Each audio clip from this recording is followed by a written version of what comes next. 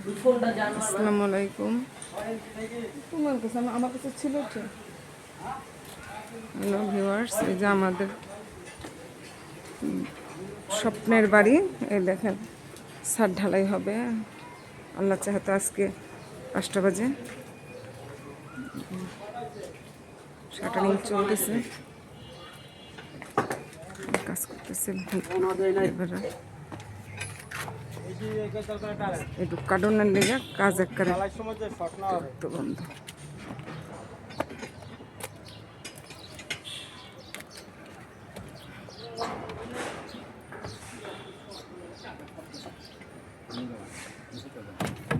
এই দেখেন আমাদের কাজের শাটারিং শেষ, আজকে ঢালাই দিব। এই দেখেন ছাদের উপরে সব।